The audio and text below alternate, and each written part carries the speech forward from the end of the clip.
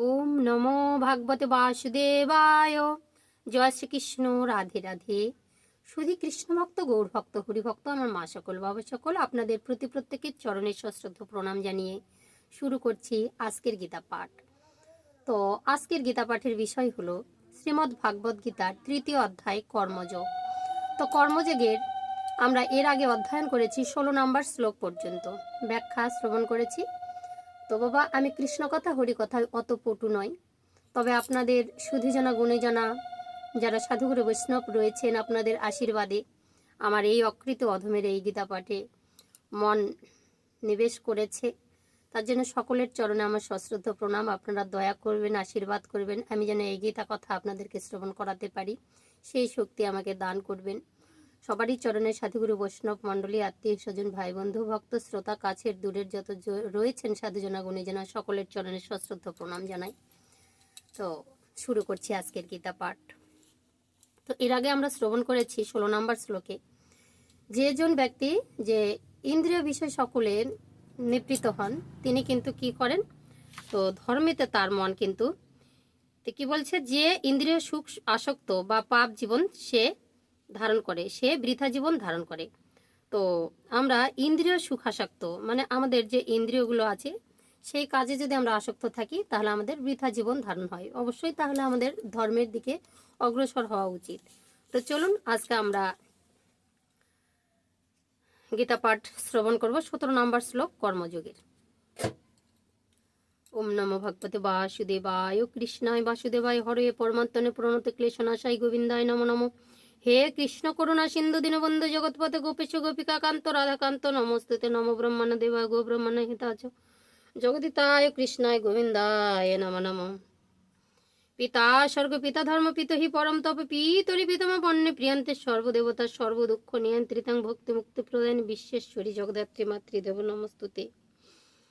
তপ্ত কাঞ্চন গৌরাঙ্গী রাধা বৃন্দাবনেশ্বরী বিশ্ব ভানু সুতং দেহি প্রণমমি হরি প্রিয়ে। অখণ্ড মণ্ডলাকারং ব্যক্তং যেন চরাচরম তৎপদং দর্শিতং যেন তস্মৈ শ্রী গুরুবে নমো। অজ্ঞানতিমিরন্ধস্য জ্ঞানঞ্জন শ্লোকায় চক্ষুরুন্মিলিতং যেন তস্মৈ শ্রী গুরুবে নমো। গুরু কৃপা হি কেবলম, গুরু কৃপা হি কেবলম, গুরু কৃপা হি কেবলম। শ্রীমদ্ ভাগবত গীতা কর্মযোগ, শ্লোক নাম্বার 17, পৃষ্ঠা নাম্বার 70। যস্তাত্তরতিরেব সদাত্ত তৃপ্তস্য মানব আত্মনেব চ সন্তুষ্টস্তস্য কার্যং ন বিদ্যতে নৈব তস্য কৃতেনার্থ না কৃতেনেহ কশ্যন ন চাস্য সর্বভূতেষু কশ্চিদর্থব্য প্রাশ্রয়। 17 ও 18 নম্বর শ্লোকের বিশ্লেষণ। ভগবান শ্রীকৃষ্ণ বললেন, কিন্তু যিনি কেবল আত্মাতেই প্রীতি, যিনি আত্মাতেই তৃপ্ত, যিনি কেবল আত্মাতেই সন্তুষ্ট থাকেন, তাহার নিজের কোনো প্রকার কর্তব্য নাই।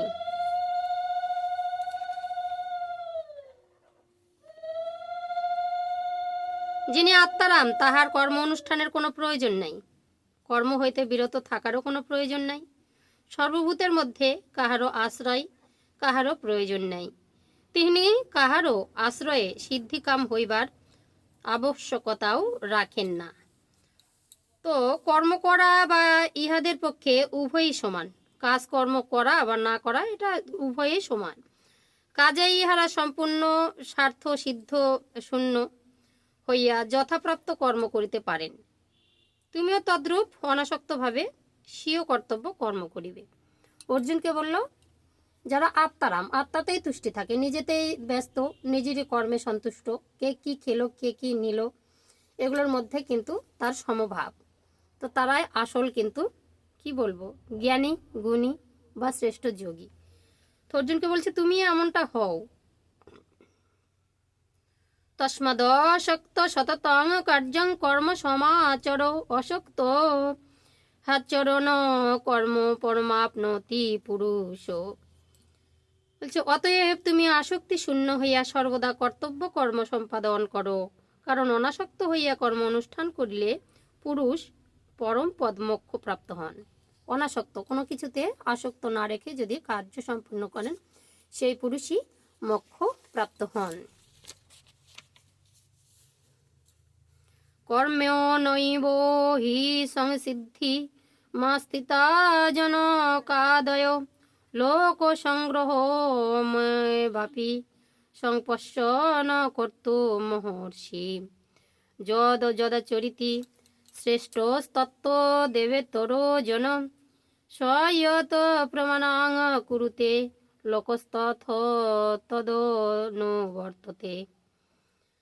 যাহাকে কর্ম করিতে বা কর্ম ত্যাগ করিতে হয় না, অতএব যে কর্ম করিতে হইবে জগতের জন্য, লোক সংগ্রহার্থে, এক কথায় লোকের উপকার্থে সর্বদা অনাসক্ত হইয়া তাহা করাই ভালো। এটাই বলছেন গীতা ভগবান শ্রীকৃষ্ণ। জনকাদি মহাত্মারা কর্ম দ্বারাই সিদ্ধি লাভ করিয়াছেন। লোক রক্ষার দিকে দৃষ্টি রাখিয়াও তাহারা কর্ম করা কর্তব্য। যারা রাজা হয় তারা লোকেদের রক্ষা করবার জন্য কর্তব্য করেন, যুদ্ধ করতে হয়, সব কিছু করতে হয়, তাই না? তাদের পেটের চিন্তা করেও করতে হয়। তো শ্রেষ্ঠ ব্যক্তি যাহা যাহা আচরণ করেন অপর সাধারণেরাও তাহাই করে। তিনি যাহা প্রমাণ্য বলিয়া বা কর্তব্য বলিয়া গ্রহণ করেন সাধারণ লোকে তাহাই অনুবর্তন করে। তো তুমি যদি শ্রেষ্ঠ হতে চাও তাহলে তোমাকে কর্তব্য করতে হবে, আর তোমাকে অনুসরণ করে অন্যরা কিন্তু সেই কর্মগুলো করবে, তাই তো।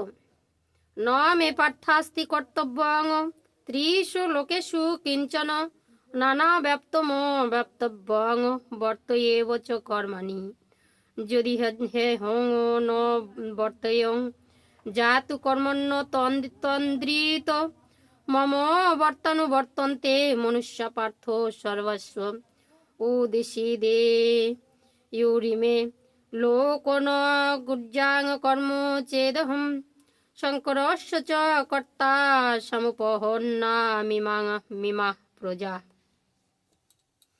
হে পার্থ, ত্রিলোকের মধ্যে আমার করণীয় কিছু নাই, অপ্রাপ্ত বা প্রাপ্তর কিছুই নাই, তথাপি আমি কর্ম অনুষ্ঠানেই ব্যাবৃতি আছি। ভগবান শ্রীকৃষ্ণ কর্ম করেন, সেটাই বলছে। হে পার্থ, যদি অনলস হইয়া কর্ম অনুষ্ঠান না করি তবে মানবগণ সর্বপ্রকারে আমার পথের অনুবর্তী হইবে, কেহই কর্ম করিবে না। তো ভগবান একটা শ্রেষ্ঠ ব্যক্তি, তিনি কর্ম করে গেছেন, তো আমরা তার দেখা দেখি কর্ম করছি। তিনি যদি না করতেন তাহলে কেউ করতো না, কারকে খায় আর কারকে ধারে, তাই না? এটাই হতো। তো যদি আমি কর্ম না করি তাহা হইলে ইহলোকে উৎসন্ন হইয়া যাইবে, আমি বর্ণ সংকরাদি সামাজিক বিশৃঙ্খলার হেতু হইব এবং ধর্ম লোভ হেতু প্রজাদের বিনাশের কারণ হইব। ভগবান শ্রীকৃষ্ণ নিজে বলছেন, তাই কর্ম তো করতেই হবে। শক্তা কর্মণ্য বিদ্যাংশ যদা কুর্বন্তি ভারত কুর্যাদিদাংস্তথা শক্ত শ্রীকৃৎসু লোক সংগ্রহম। তো হে ভারত, অজ্ঞ ব্যক্তিরা কর্মে আসক্তি বিশিষ্ট হইয়া যেরূপ কর্ম করিয়া থাকে, জ্ঞানী ব্যক্তিরা অনাসক্ত চিত্তে লোক রক্ষার্থে সেই রূপ কর্ম করেন।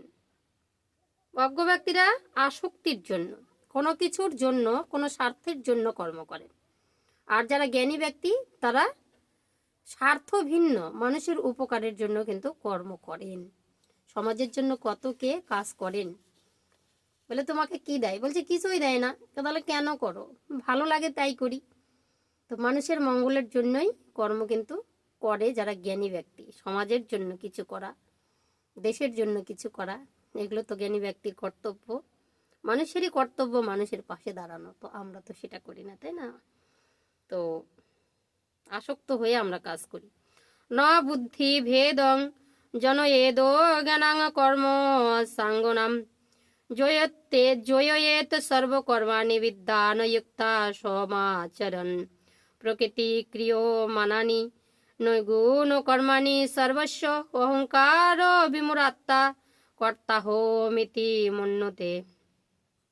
জ্ঞানীরা কর্মে আসক্ত অজ্ঞান দিগের বুদ্ধিভেদ জন্মাইবেন না। আপনারা অবহিত হইয়া সকল কর্ম অনুষ্ঠান করিয়া তাহাদিগকে কর্মে নিযুক্ত রাখিবেন। বলছে যারা জ্ঞানী আছেন তারা কখনো অজ্ঞান হবেন না।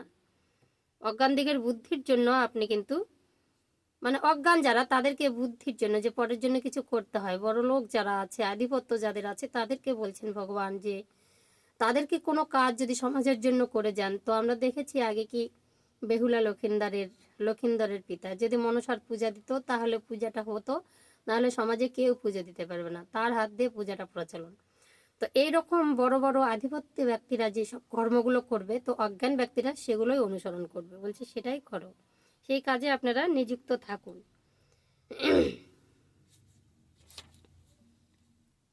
প্রকৃতির গুণসমূহ দ্বারা সর্বত্রভাবে কর্ম সকল সম্পূর্ণ হয়।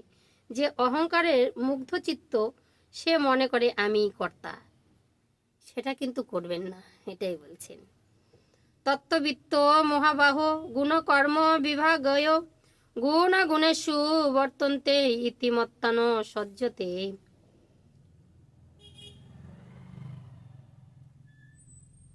কিন্তু হে মহাবাহ, যিনি সত্য-রজস তমগুণ এবং মন বুদ্ধি ইন্দ্রিয়াদির বিভাগ ও উহাদেরকে পৃথক পৃথক কর্ম বিভাগতত্ত্ব জানিয়াছেন, তো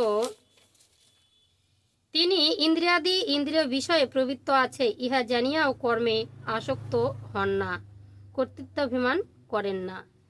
তো যারা জানে আমরা সত্য রজ তমগুণের বশীভূত, আমাদেরকে কিন্তু করতেই হয়, যারা জানেন তারা কিন্তু আর কোনো কাজে তখন আকৃষ্ট না। আমার দেহের যে কর্ম সেটা করবে, সত্যগুণ রজগুণ তমগুণ যখন যেটা দাঁড়াবে সেটা হবে, কিন্তু তিন গুণেও তারা কিন্তু আসক্ত থাকেন না, অনাসক্তভাবেই কর্তৃত্বাভিমান ত্যাগ করে কিন্তু কর্ম করেন।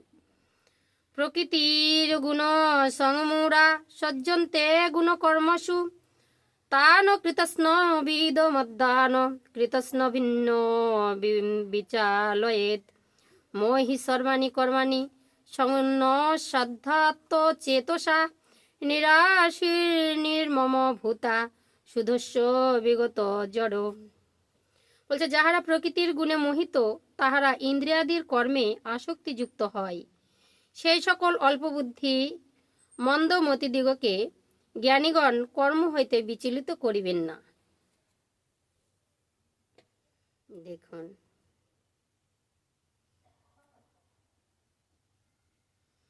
এবার কি বলছে, কর্তা ঈশ্বর, তাহারই উদ্দেশ্যে ভৃত্যবৎ কর্ম করিতেছি। এইরূপ বিবেক বুদ্ধি সহকারে সমস্ত কর্ম আমাদের সমর্পণ করিয়া কাম শূন্য মমতা শূন্য হইয়া শোক ত্যাগপূর্বক তুমি যুদ্ধ করো। সব কিছু বাদ দিয়ে তুমি আমাকে কর্তা ভাবো, আমি ঈশ্বর, আমার কথাটা শুনে তুমি যুদ্ধ করো। অর্জুনকে এটাই বললেন। তো এই হচ্ছে আমাদের তৃতীয় অধ্যায় কর্মযোগের 30 নম্বর শ্লোক পর্যন্ত আজকে গীতা পাঠ আমি সমাপ্তি ঘোষণা করছি। তো এখন আমরা চলে যাব গীতা মাহাত্ম্যে। তো গীতা মাহাত্ম্য শ্রবণ না করলে গীতা পাঠের ফল কিন্তু বিফলে যায়। তো চলুন আমরা কিছুক্ষণ মাহাত্ম্য শ্রবণ করি।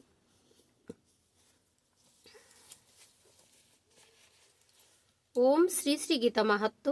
ওম নমো ভাগবতে বাসুদেবায়। তো বাংলায় আমি কিন্তু মাহাত্ম্যটা একটু শ্রবণ করছি। বাবা, সবাই কর্মবিরত লোক, সবসময় কর্মের মধ্যে থাকেন, অল্পটুকু সময় এই গীতাতে দিলেই যথেষ্ট। তো গীতা পাঠ শ্রবণে অনেক ফল লাভ হয়, তার জন্য একটু একটা শ্লোকও যদি আপনারা শ্রবণ করে বাড়ি থেকে বেরোতে পারেন, সমস্ত কাজে সিদ্ধি লাভ হয়। তো চলুন। ঋষি কহিলেন, হে সুত, পুরাকালে নারায়ণ ক্ষেত্রে ব্যাসদেব কর্তৃক গীতা মাহাত্ম্য যেরূপ কীর্তিত হইয়াছিল, আপনি তাহা যথাযথ বর্ণন করুন। সুত কহিলেন, ভগবান আপনি উত্তম জিজ্ঞাসা করিয়াছেন, ইহা পরম গোপন বস্তু। এই উত্তম গীতা মাহাত্ম্য কে বর্ণন করিতে সমর্থ? কৃষ্ণ ইহা সম্যক রূপে জানেন। কুন্তিসুত অর্জুন, ব্যাসদেব, ব্যাসপুত্র সুখদেব, যাজ্ঞবল্ক্য, মিথিলাদিক জনক কথঞ্চিত অবগত আছেন। অন্যান্য সকলে অপরের নিকট শ্রবণ করিয়া তাহার লেশমাত্র কীর্তন করেন। আমিও ব্যাসদেবের মুখ হইতে যেরূপ শ্রবণ করিয়াছি, তাহা এ স্থলে কিঞ্চিত বলিতেছি, শ্রবণ করো। সমগ্র উপনিষদ রাশি গাভী স্বরূপ গোপাল নন্দন ভগবান শ্রীকৃষ্ণ দহনকর্তা। অর্জুন বৎস এবং মহৎ গীতামৃত দুগ্ধ স্বরূপ সুধীগণ তাহা পান করেন। যিনি লোকত্রার উপকার্থে প্রথমে অর্জুনের সারথ্যে স্বীকার করিয়া এই গীতামৃত প্রদান করিয়াছেন, সেই পরমাত্মা কৃষ্ণকে নমস্কার। দেবকীনন্দন শ্রীকৃষ্ণ গীতা পাঠে যেরূপ পরিতুষ্ট হন, বেদপাঠ, দান, যজ্ঞ, তীর্থ দর্শন ব্রতাদি দ্বারা সেরূপ প্রসন্ন হন না। কেন ভগবান শ্রীকৃষ্ণ এই গীতাতে এত সন্তুষ্ট হন? তো ভগবান শ্রীকৃষ্ণ নিজেই বলেছেন। ভগবান শ্রীকৃষ্ণ বললেন, হে পার্থ, গীতাই আমার হৃদয়, গীতাই আমার সর্বস্ব সার, গীতাই আমার অদূগ্র এবং অব্যয় জ্ঞান স্বরূপ, গীতা আমার উত্তম স্থান, গীতা আমার পরম পদ, গীতা আমার পরম গুহ্য, গীতা আমার পরম গুরু। গীতা আশ্রয়ে আমি থাকি, গীতায় আমার পরম গৃহ, গীতা জ্ঞান আশ্রয় করিয়াই আমি ত্রিজগৎ পালন করি। গীতা আমার ব্রহ্মরূপা পরমবিদ্যা, ইহাতে সংশয় নাই। গীতা অর্থমাত্রা রূপিণী, নিত্য অনির্বাচনীয় পদচর্পিণী। হে পাণ্ডব, আমি গীতার গুহ্য নাম সমূহ বলিতেছি, শ্রবণ করো। ওই নাম সকল কীর্তন করিলে তৎক্ষণাৎ সমস্ত পাপ বিনষ্ট হইয়া যায়। তো ভক্তবৃন্দ শ্রবণ করুন এবং বলার চেষ্টা করুন। গঙ্গা গীতা, সাবিত্রী সীতা, সত্যা পতিব্রতা, ব্রহ্মবলী ব্রহ্মবিদ্যা, ত্রিসন্ধ্যা মুক্তি গেহিনী, অর্থমাত্রা চিতানন্দা, বভগ্নি ভ্রান্তি নাশিনী, বেদত্রয়ী পরানন্দা, তথ্যাত্ম জ্ঞান মঞ্জুরি। জয় গীতা, জয় গীতা, জয় গীতা। নিষ্ফল চিত্তে যেজন ব্যক্তি প্রত্যহই নাম সকল জপ করেন, তিনি নিত্য জ্ঞান সিদ্ধি লাভ করেন, অন্তে পরমপদ লাভ করে থাকেন। হরে কৃষ্ণ, রাধে রাধে, জয় গীতা।